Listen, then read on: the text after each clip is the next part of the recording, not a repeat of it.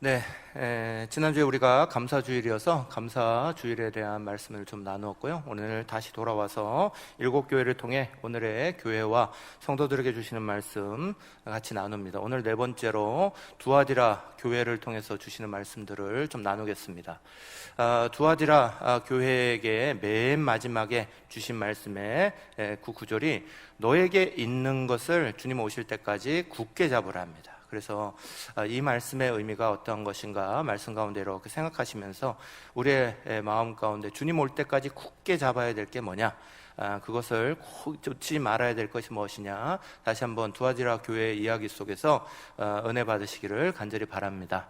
두아디라 교회는 버가모와 서버나 사이에 이렇게 있는 도시에 만들어진 교회였습니다. 그 도시는 우상들, 특별히 아폴로 신을 이렇게 섬깁니다. 아폴로는 이렇게 제우스 신의 아들로 알려져 있죠. 그래서 태양신 아폴로를 이렇게 섬겨 나갑니다. 그러면서 이제 상업이 발달했어요. 그래서 상업이 발달하면 좋은 건 경제적인 부가 이렇게 도시에 주어지겠죠. 그렇지만 또 한면에서는 적절한 타협이 일어나는 도시다 하는 거예요. 도시의 전체적인 분위기가 어느 정도 자기의 것들을 딱 굳건하게 지키기가 사실 어렵고, 이렇게 적절하게 이렇게 서로 간에 주고받고가 일어나는 그런 분위기 속에서 이 두아디라 교회가 하나님 앞에서 어떤 칭찬을 받고 또 어떤 모습으로 섰는지 우리 가운데 중요한 것을 가르쳐 주게 됩니다. 이 두아디라 교회는 특징적인 모습이 있어요. 근데 이 모습이 뭐냐 하면, 한쪽은 하나님을 정말 끝까지 믿음으로 지켜나가는 그룹이에요. 또 한 그룹은 믿음을 잃어버린 그룹이에요. 같은 교회 안에 있는데 같은 교회 안에서 같이 예배를 드리고 예배의 시간들을 맞으면서도 한쪽 그룹은 믿음을 잘 지키는, 끝까지 하나님 앞에 충성봉사하고 있는 강한 그룹이 있고요.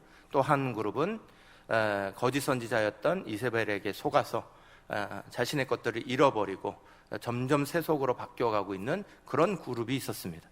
여기에 대해서 먼저 두아디라 교회에게 말씀하시는 예수님의 모습을 먼저 말씀은 기록하고 있습니다. 계시록 2장 18절의 말씀을 제가 먼저 읽겠습니다.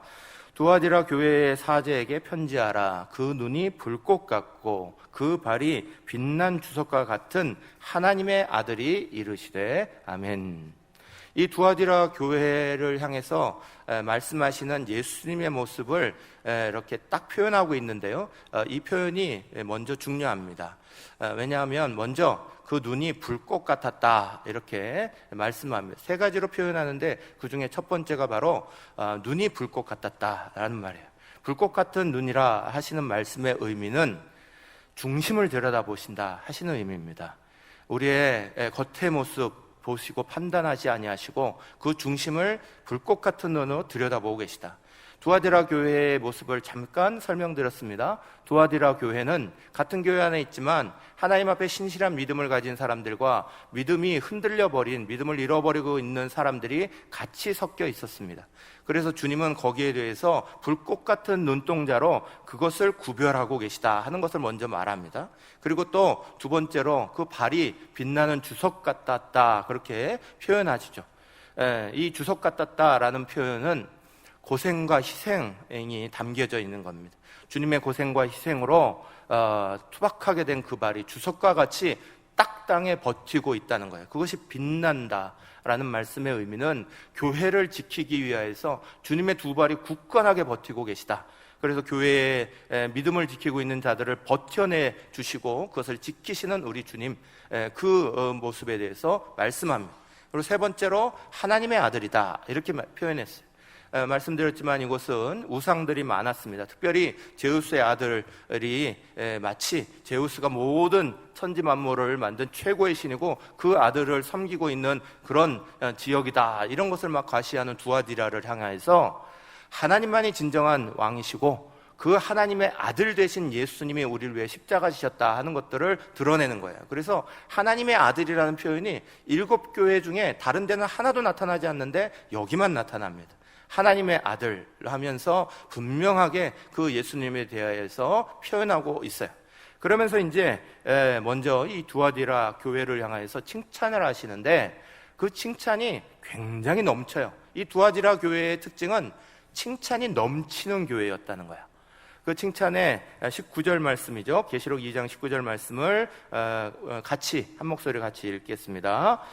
내가 내 사업과 사랑과 믿음과 섬김과 인내를 아노니 내 나중 행위가 처음 것보다 많도다. 아멘. 하나님께서 보시는데, 예수께서 보시는데 그 보심의 가장 첫 번째 알고 계시는 거예요. 그런데 먼저 5가지를 알고 계신다. 사업을 알고 계신다 그랬어요. 하나님을 위한 일들을 알고 계신다. 이 사업이라는 건 개인 사업 말하는 게 아니죠. 하나님의 사업들, 교육 사업, 선교 사업, 구제 사업, 또 복음 전파 사업, 수많은 교회의 사업들을 하나님이 알고 계시다. 그것을 기뻐하고 계시다. 교회가 하나님의 영광을 위하여서 하나님의 일들을 할 때에 주님은 그것을 지켜보고 계시고 그것을 칭찬하시는 줄 믿으시기를 간절히 바랍니다. 두 번째, 사랑을 알고 계시다 그랬어요. 성도들의 사랑, 그 사랑으로 행하는 것들, 그 마음에 있는 사랑, 주님을 향한 사랑, 이웃을 향한 사랑, 성도를 향한 사랑, 그 사랑을 알고 계시다. 셋째, 믿음을 알고 계시다.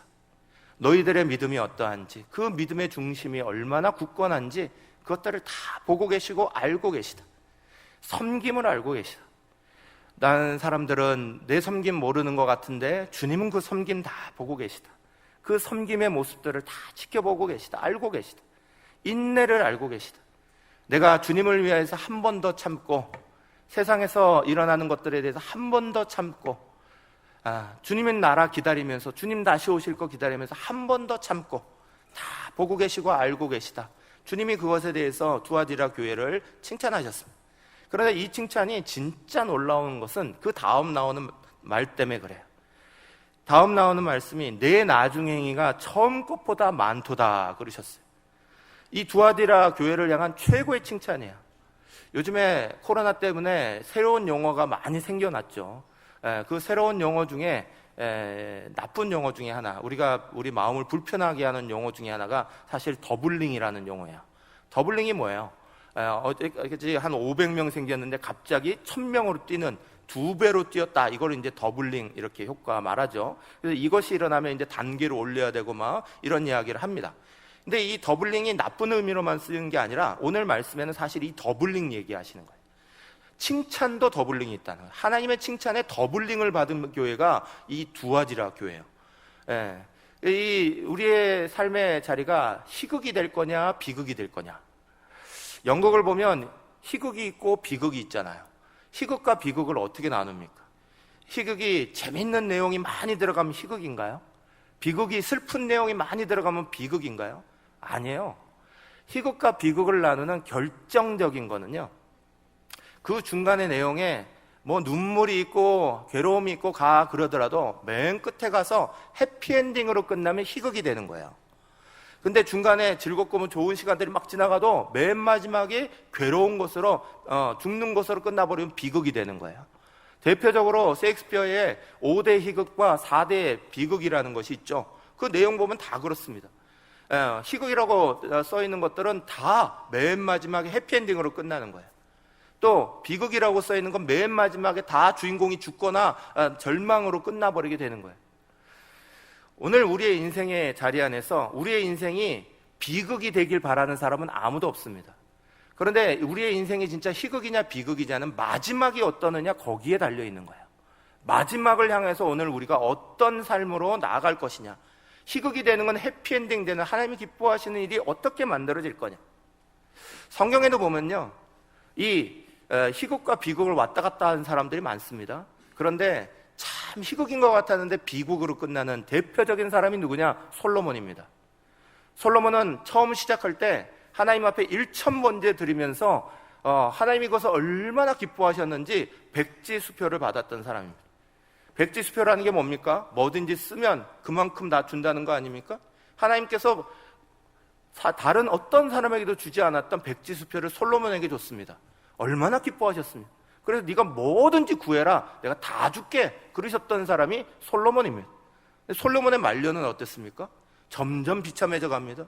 이방 여인들, 수많은 여인들과 결혼해서 그 여인들 때문에 이방 신들이 다 돌아가게 되고요, 하나님 떠나게 되고요, 하나님 무시하게 되고요, 결국 그것 때문에 자기 때가 끝나고 나서 이스라엘은 남북으로 분열돼 버립니다.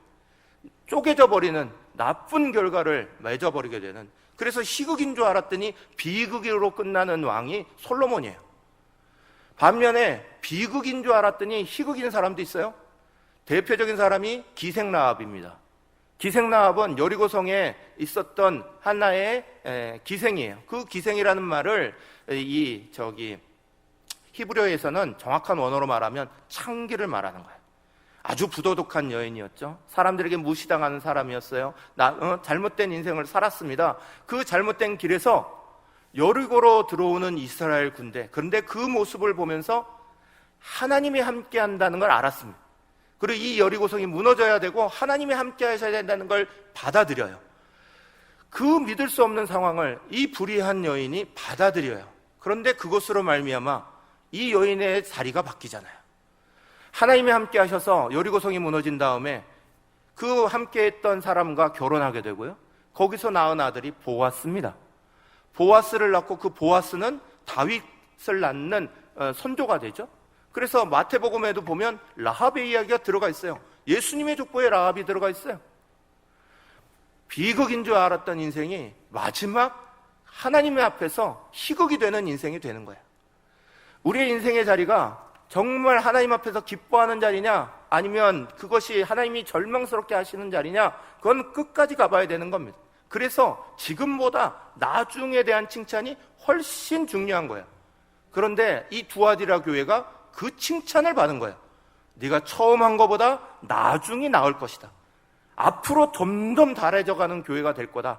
앞으로 너희는 점점 더 깊어지는 데 될 거다. 이게 더블링의 효과예요. 그래서 이것을 대입해보면 이 받은 칭찬이 5가지가 아니고 사실은 10가지나 마찬가지. 이들이 먼저 사업에 대해서 칭찬받았다 했습니다. 예전에 사업 잘했을 수 있습니다. 과거 얘기였을 수 있습니다. 근데 과거 얘기가 아닌 거예요. 현재 이야기가 되고 앞으로 이야기가 되는 거예요. 하나님이 칭찬하셨어요. 너희가 앞으로 더 사업을 잘하는 사람들이 될 거라는 거예요. 시간이 가면 갈수록 좋아진다는 거예요. 질질 끌려다니면서 일을 하지 않았다는 거예요. 질질 끌려다니면서 억지로 이것들을 감당하지 않았다는 거예요. 하다가 이거를 포기하지 않았다는 거예요. 이 사업들이 하나님이 원하시는 더 기뻐하는 사업으로 발전해 나가는 교회가 됐다는 칭찬을 주시는 거예요. 사랑, 이전에 했던 사랑보다 가면 갈수록 더 좋아지는 사랑이에요. 사랑하는 여러분, 제가 주례를 많이 합니다. 주례할 때마다 우리 청년들 이렇게 결혼하고 내보낼 때마다 마음속에 가지는 마음이 있어요. 앞으로 제발 더 지금보다 지금 마음 잘 유지하고 더 좋아져야 될 텐데, 그런 마음 가집니다.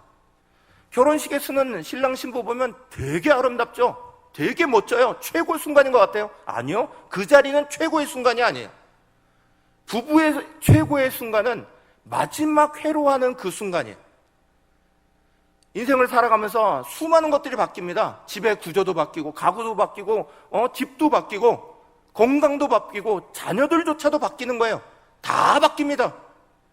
그런데 그 부부가 사랑하는 것이 시간이 가면 갈수록 더 깊어져야죠. 더 성숙해져 가야죠. 더 아름다워져 가야죠. 그게 멋진 부부 아니에요? 주님 바라보면서 우리의 사랑이 그래야 되는 거 아니에요? 시간이 가면 갈수록 이전의 사랑이 아니에요. 과거형이 아니에요. 이 더블링이라는 것을 말하는 것은 과거로 끝나는 게 아니에요. 오늘 이 자리에서 더 좋아졌고 앞으로 더 좋아질 거라는 칭찬이에요. 믿음. 사랑하는 여러분, 처음 시작할 때 믿음 약한 사람 많습니다. 믿음 완벽해서 예수 믿고 교회 다니는 거 아니에요. 누구든지 연약한 믿음 가질 수 있는 거고요. 그렇게 시작하는 거예요. 아브라함이 대표적이에요. 우리 요즘에 새벽 기도마다 아브라함 이야기를 계속 말씀 봤어요. 아브라함 처음부터 믿음이 대단했던 사람 아니에요. 거짓말도 했고요. 자기가 부족하고 연약해서 자기가 무너지는 것도 봤고요. 그래서 아브라함의 인생을 곡선으로 그리면 업다운 업다운이에요. 올라갔다가 내려갔다가 올라갔다가 내려갔다가. 이게 믿음의 자리를 만든 거예요. 그런데 아브라함은 결정적으로 제일 마지막으로 가면 갈수록 좋아지는 믿음이 된 거예요. 좋아지는 믿음, 깊어지는 믿음, 흔들리지 않는 믿음, 그 견고한 믿음의 자리에 서서 믿음의 조상이다 이름 받게 된 거예요. 섬김, 사랑하는 여러분, 오늘 우리의 자리에 섬김, 누가 알아주면 행복해하고요, 누가 몰라주면 아무것도 아닌 것처럼 취급당하고요. 그런데 주님 정말 섬겨가면서 시간이 가면 갈수록 더 섬김의 자리를 귀중하게 더 귀하게 여기는 그 교회를 하나님이 축복하고 계시는 거예요. 인내, 그들이 가졌던 인내, 처음은 누구나 조금 버틸 수 있죠. 이번에 우리 코로나 상황들만 보더라도 1년 반을 지금 끌어왔어요. 다들 지쳤어요. 지칠만 하니까 지금 이제 조금 코로나 때문에 이거 마스크 벗어도 되나 보다 하는 순간에 지금 뭐가 터져요? 지금 또 생각하지도 못해도 변이 바이러스 확 온다고 그래서 또다시 이 지치는 상황으로 들어가야 되는 거예요. 코로나만 그랬겠습니까? 인생의 자리가 다 그런 거예요. 모든 것이 인내하고 여기까지 왔는데 여기까지 온 게 얼마나 귀중한데 그러면 끝난 건가요? 아니요. 앞으로도 그 믿음의 자리를, 그 인내의 자리를 끝까지 지켜야 되는 게 인생의 자리듯이 믿음을 하나님께서 그렇게 축복하시고 계시는 거예요. 사랑하는 여러분, 이 두아디라 교회를 향해서 주셨던 믿음, 이 칭찬은 놀라운 칭찬이에요. 값진 칭찬이에요. 사랑하는 여러분, 이전의 것 과거로 만들지 마세요. 주님이 주셨던 말씀하시는 것처럼 너희가 처음 신앙보다 나중에 더 좋겠다, 앞으로 더 귀하겠다, 오늘의 현재와 앞으로의 미래를 만들어가는 신앙의 자리가 우리 사랑하는 성도들과 우리 교회 가운데 이루어지기를 간절히 축복합니다. 사랑하는 여러분, 작은 시작, 그러나 그것이 과거의 사건 되지 마시고 반드시 오늘과 미래를 만드는, 그래서 시간이 가면 갈수록 더 좋아진다, 더 좋아지는 신앙이 될 거다, 더 좋은 자리로 나아간다, 그것이 우리에게가 될 때에 이 두아디라 교회의 칭찬이 오늘 우리에게 큰 역사하는 은혜가 될 줄 믿으시기를 간절히 바랍니다. 그런데 두아디라 교회가 문제가 있었다는 거예요. 그것만 그렇게 칭찬 다 받았으면 얼마나 좋겠어요. 두아디라 교회의 문제는 이 칭찬을 끝까지 지키면서 남아있던 사람이 있어요. 그런데 이 칭찬을 버린 사람이 있다는 거예요. 자기들이 받은 장점인데, 자기들이 가지고 있는 최고의 장점인데 그 장점이 장점인 줄 모르는 거예요. 내가 하나님을 위해서 사업하고 선교온 것들이 얼마나 귀중한지 가치를 모르고 잃어버리게 된, 믿음과 사랑이 얼마나 귀중한지 그것의 가치를 모르고 잃어버리게 되는, 말씀 20절, 21절 말씀은 이렇게 책망하십니다. 그러나 내게 책망할 일이 있노라. 자칭 선지자라 하는 여자 이세벨을 내가 용납함이니 그가 내 종들을 가르쳐 꿰어 행음하게 하고 우상의 제물을 먹게 하는도다. 또 내가 그에게 회개할 기회를 주었으되 자기의 음행을 회개하고자 하지 아니하는도다. 아멘. 거짓 선지자 이세벨이라는 사람이 등장했다는 거예요. 진짜 이름이 이세벨인지 구약의 이세벨을 인용해서 그 사람이 이세벨 같은 사람인지 정확하지는 않아요.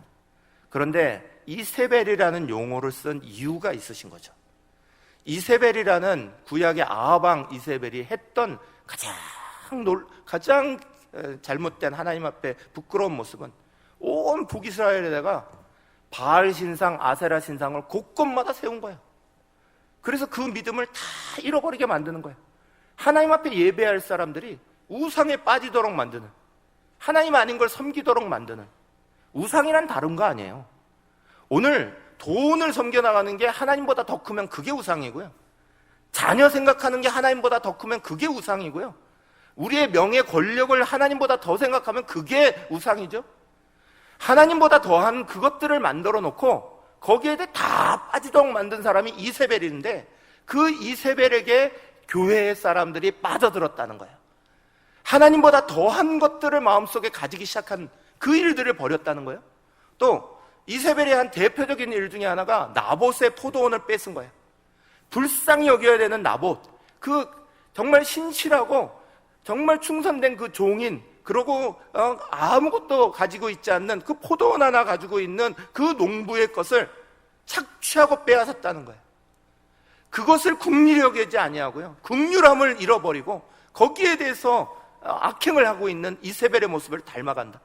교회가 긍휼을 잃어버리고 다른 사람들을 불쌍히 여기지 아니하고 오히려 그것들을 착취하는 일들이 일어나고 있는 거예요.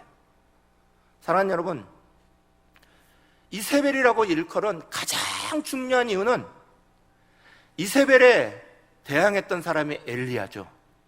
엘리야 선지자가 대항할 때에 하나님이 엘리야에게 그러셨어요. 나 혼자 어떻게 합니까? 엘리야가 부르짖을 때에 엘리야에게 말씀하시기를 바알에게 무릎 꿇지 않은 7,000명 남겨뒀다 그러셨어요. 그 남겨있는 7,000명, 두아디라 교회에는 그 남아있는 7,000명과 같은 사람들이 있었다니까요. 그 사람들에게 굴복하지 않은 7,000명과 같은 사람들이 남아 있었어요. 믿음의 자리를 지키는 사람이 있는 반면에 그 이세벨에 혹 넘어가 버려서 자기의 장점, 자기의 신앙, 자기의 모습 다 잃어가는 것도 모르는 사람들이 안에 있더라. 그들에게 회개할 기회를 주시겠다 그랬어요. 사랑하는 여러분, 오늘 우리의 신앙의 자리를 잘 알아야 회개할 기회도 잡는 거예요.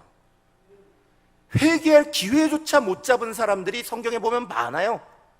대표적인 사람이 유대의 마지막 왕 중에 하나였던 시드기야라는 왕이에요. 국가가 망해가고 있어요. 몰락하고 있어요. 근데 그때도 하나님 앞에 회개할 생각 안 하고요, 오히려 또 다른 강대국인 애굽만 쳐다보고 있는 거예요. 애굽이 나를 도와주겠지, 애굽이 나를 살려주겠지, 거기서 도움받으면 될 거야. 하나님 앞에 무릎 꿇지 않고 회개하지 않냐. 결국 이 시드기야가 어떻게 마지막을 맞았는지 아세요? 마지막 눈으로, 자기 눈으로 본 게 뭐냐? 자기 두 아들이 자기 눈앞에서 죽는 모습이에요. 그 모습 보고 나서 눈알을 빼버렸어요. 그리고 바벨론 왕이 개처럼 질질 끌고 바벨론으로 데려가 버렸어요. 비참한 치유를 맞는 거예요. 오늘 그것과 같이 22절 23절에 말씀이 강하게 말합니다. 볼지어다 내가 그를 침상에 던질 터이요 그와 더불어 간음하는 자들도 만일 그의 행위를 회개하지 아니하면 큰 환난 가운데 던지고 또 내가 사망으로 그의 자녀들을 죽이리니 모든 교회가 나는 사람의 뜻과 마음을 살피는 자인 줄 알지라. 내가 너희 각 사람의 행위대로 갚아주리라. 아멘. 사랑하는 여러분, 두아디라 교회의 특징을 분명히 말씀드렸습니다. 두아디라 교회는 믿음을 지키는 분명한 사람들이 서 있었습니다. 그런데 믿음을 잃어버리고 이세벨에게 넘어가 버려서 자기의 영혼까지도 잃어버리고 있는, 자기의 장점을 잃어버리고 있는 사람들이 있습니다. 그러니 주님은 불꽃 같은 눈으로 이것을 어떻게 보시냐? 각 사람의 행위대로 판단하시겠다 했어요. 한 교회니까 같은 교회대로 다 함께 심판하시겠다 하신 게 아니라 그 안에서 분별하시겠다는 거예요. 각 사람의 행위대로 심판하시겠다. 사랑하는 여러분, 하나님 앞에서 우리의 자리가 주님 앞에 부끄러운 자리에 서지 않도록 회개할 기회를 놓치면 절대 안 됩니다. 남아있는 자들의 모습을 지켜봐야 합니다. 오늘도 우리의 교회에도 믿음의 자리를 끝까지 지키는 어르신들의 모습들을 보면서 정말 눈물 나고 감동 날 때가 한두 번이 아닙니다. 저 어르신들 가시면 어떻게 할까 걱정될 때가 한두 번이 아닙니다. 믿음의 자리를 끝까지 지켜내시면서 그분들은 안 힘드시 않은지 아십니까? 새벽에 일어날 때 눈뜨기 얼마나 어려운지 그분들은 안 힘든지 아십니까? 제가 물어봅니다. 어떻게 오셔요? 괜찮으세요? 힘들죠. 그래도 기도해야죠. 그러고 오시는 거예요. 그리고 그 남아있는 자리, 은혜의 자리를 지키시는 거라고. 하나님 앞에 믿음의 자리를 지키는 거 쉽게 만들어지는 거 절대 아니에요. 그러나 같은 교회 안에 있다고 우리가 그것을 못 보고 그냥 아무렇지도 않게 그분들은 기도해라, 우리는 이래라. 주님은 오늘 두아디라 교회 통하여서 교회의 성도들에게 분명히 말씀하시는 거예요. 교회 안에 믿음을 분명히 지키는 그룹이 있고 아닌 그룹이 있고 거기에 대해서 주님은 분명히 다르게 판단하시겠다 말씀하고 계세요. 마지막까지 지켜야 될 게 뭐냐? 25절 말씀입니다. 여러분 같이 한번 읽겠습니다. 계시록 2장 25절입니다. 다만 너희에게 있는 것을 내가 올 때까지 굳게 잡으라. 아멘. 두아데라 교회는 칭찬이 많았습니다. 그걸 주님 오실 때까지 굳게 잡아야 된다는 거예요.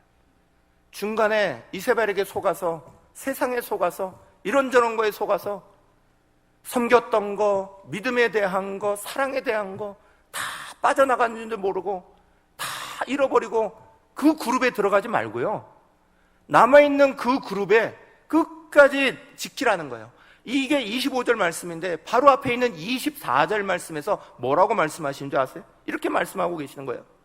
계시록 2장 24절, 두아디라에 남아있어 이 교훈을 받지 아니한 남아있는 사람들 얘기하시면서 맨 마지막에 뭐라고 그러십니까? 다른 짐으로 너희에게 지울 것이 없노라 그러세요. 다른 짐으로 너희한테 특별히 더 얘기할 것도 없다는 거예요. 지금 남아있는 너희가 하고 있는 대로 잘하면 된다는 거예요.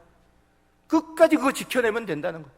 너희는 이미 지금보다 앞으로가 더 더한 그런 신앙을 가진 사람들이니까 걱정하지 말고 주님 올 때까지 그것만 잘 지켜내라. 사랑하는 여러분, 오늘 우리의 삶의 자리 안에, 신앙의 자리 안에, 같은 교회의 자리 안에 하나님 앞에 예배하면서 하나님 앞에 신앙 가지고 있으면서도 남아있는 자와 같은 신앙을 가지는 자도 있고 이세벨에게 넘어가 버린 것 같은 신앙을 가진 사람도 있다는 거예요.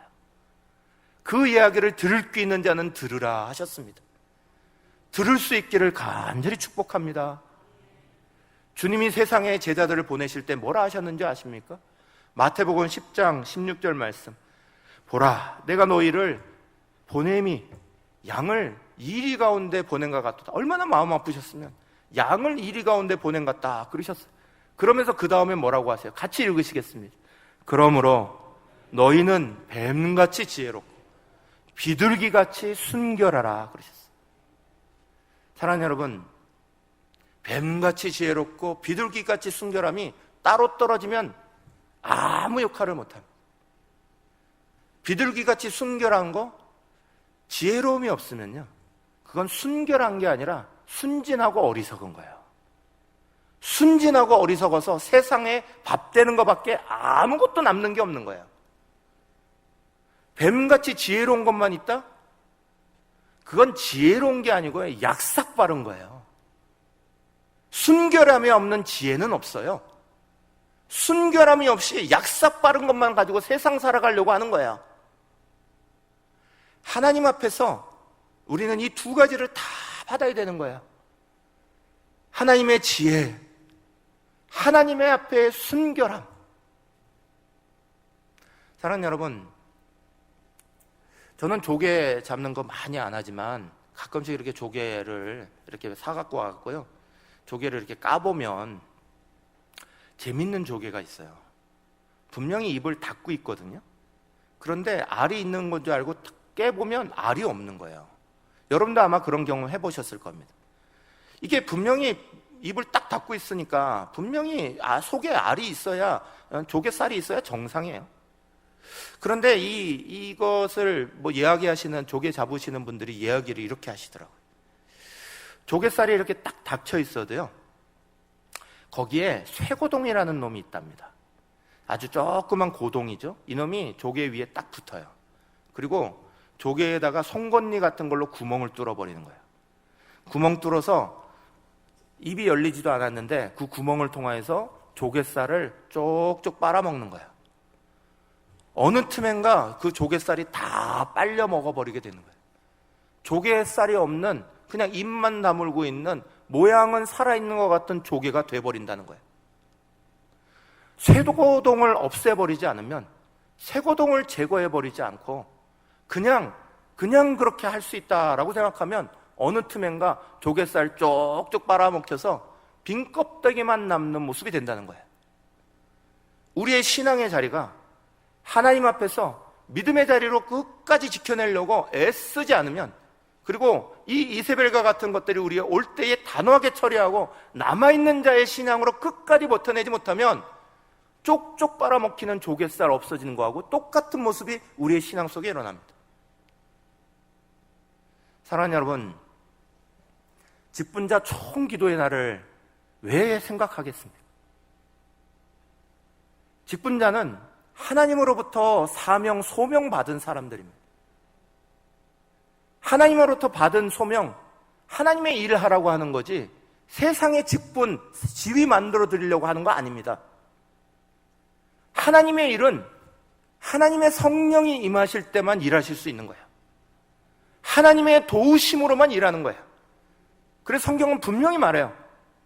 봉사하려면 누구든지 하나님이 공급하시는 힘으로 하라 그랬어요. 말하려면 하나님이 주시는 말씀으로 하라 그랬어요. 기도하지 아니하고 기도의 자리를 비우면서 직분만 가지고 있다는 거 하나님 앞에 부끄러워지는 일이에요. 아까도 말씀드렸듯이 우리 성도들의 삶 이야기를 들을 때마다 눈물 나는 거 많아요. 제가 인간적으로, 목사가 아니라 정말 인간적으로 생각하면 집에서 더 쉬세요, 그러고 싶은 마음이 굴뚝 같아요. 직장에서 어렵게 하는 이야기 들을 때마다 눈물 나고요. 그런데 하나님이 맡기신 주의 종인 저는 하나님 말씀 가지고 여러분에게 말하지 않을 수 없어요. 사무엘은 분명히 말합니다.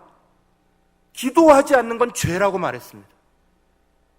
일주일 내내 직분받은 사람들이 하나님 앞에서 일주일에 한 번 더 기도의 자리를 나오지 아니하고 주의를 지키고 있다. 부끄러운 거죠. 죄 짓는 거죠. 그것을 아무렇지도 않게 생각하는 장로, 집사, 권사가 있다. 부끄러운 거죠. 일주일에 한 번입니다. 일주일에 한 번 안 되면 한 달에 한 번이라도 지켜보십시오. 교회는 기도의 집입니다. 기도의 자리를 놓고 교회의 자리를 말할 수 없는 겁니다. 주님이 뭐하러 내 집은 기도의 집이다 말씀하셨겠습니다. 사랑하는 여러분, 집에서도 기도할 수 있고 직장에도 기도할 수 있고 주님은 뭐하러 교회를 세우셨겠습니까? 왜 교회가 기도의 집이라고 말씀하셨겠습니까? 그때 당시에는 흩어져서 기도 못합니까?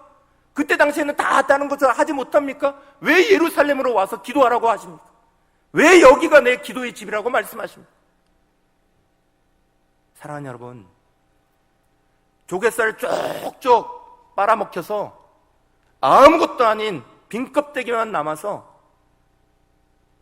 조갯살 하나 없는 어리석은 조개 되지 마시고요. 믿음의 자리 지키십시다.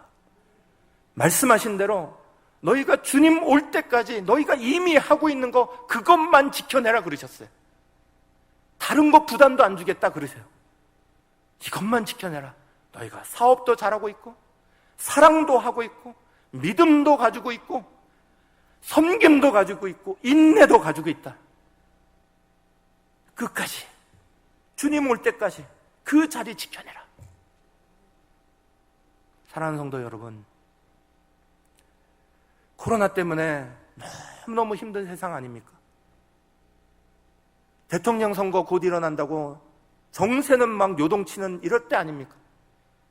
경제적으로 여러 가지 우리 속에 다가오는 개인적으로 가정마다 수많은 문제들이 밀려오는 이런 때 아닙니까?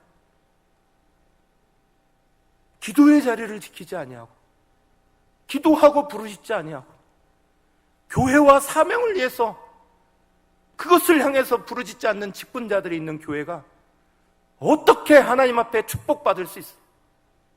어떻게 하나님 앞에 설 수 있어요? 다시 한번 주님 말씀하신 대로 회개의 기회를 주시겠다 할 때에 돌이키시기를 간절히 축복합니다. 지금보다 더 좋은 신앙으로 가야죠. 그게 우리의 소망이 돼야죠. 하나님이 칭찬하시는 그 칭찬을 받을 수 있는 자리 되도록 자신의 문제도 풀리고 가정의 문제도 풀리고 자녀의 문제도 풀리고 교회의 문제도 풀리고 국가와 나라도 살아나는 기도의 자리 지켜나가시는 저와 여러분 되시기를 간절히 축복합니다.